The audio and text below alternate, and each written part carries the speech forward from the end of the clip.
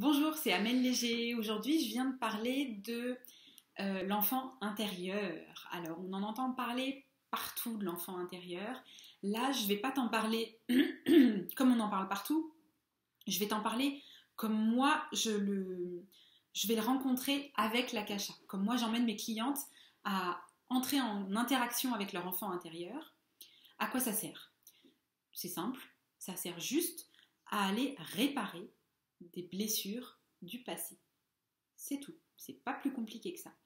Donc, pour pouvoir aller réparer des blessures du passé, on se rappelle, si tu n'as pas regardé la vidéo où j'explique ce que sont les lectures akashiques, je t'invite à le faire. En gros, le temps n'existe pas dans le monde de l'Akasha, dans le monde de notre âme. Du coup, on peut comme ça se balader dans le présent, dans le passé, dans le futur. Et on peut surtout, comme le temps n'existe pas sur le plan où on est l'essentiel de nous-mêmes, on peut aller dans le passé et en revisitant ce qui s'est passé, une situation désagréable, et en l'apaisant, en apportant à l'enfant qu'on était alors de la paix, en le rassurant, en lui expliquant les choses, en jouant avec lui un petit peu, peu importe ce dont il a besoin dans l'instant. En faisant tout ça, il va s'apaiser, il va se sentir mieux, il va se sentir plus libre.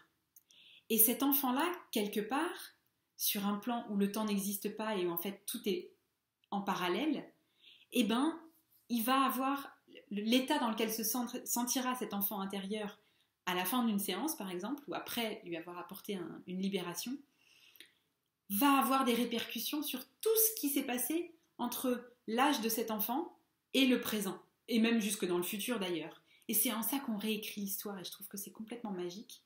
C'est que, ouais, c'est ça, en réparant ce qui s'est passé dans le passé, eh ben on se sent apaisé dans le présent. Moi, je l'ai fait à de nombreuses reprises pour moi, en fait. C'est comme ça que j'ai découvert à quel point ça pouvait être facile et agréable.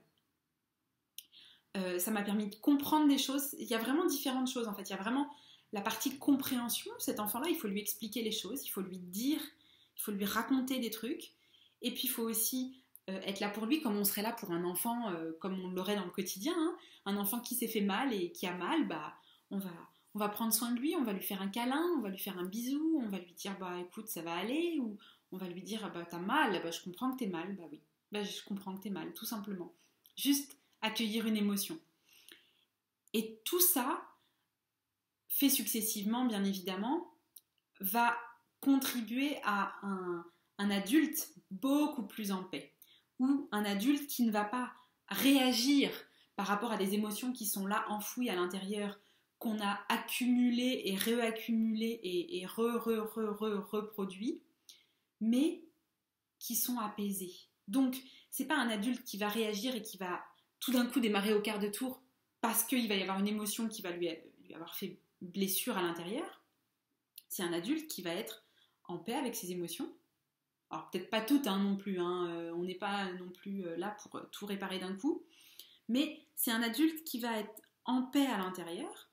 Et au lieu de réagir par rapport à ses émotions, il va se contenter d'être là dans le présent, tout simplement, et d'accueillir ce qui est.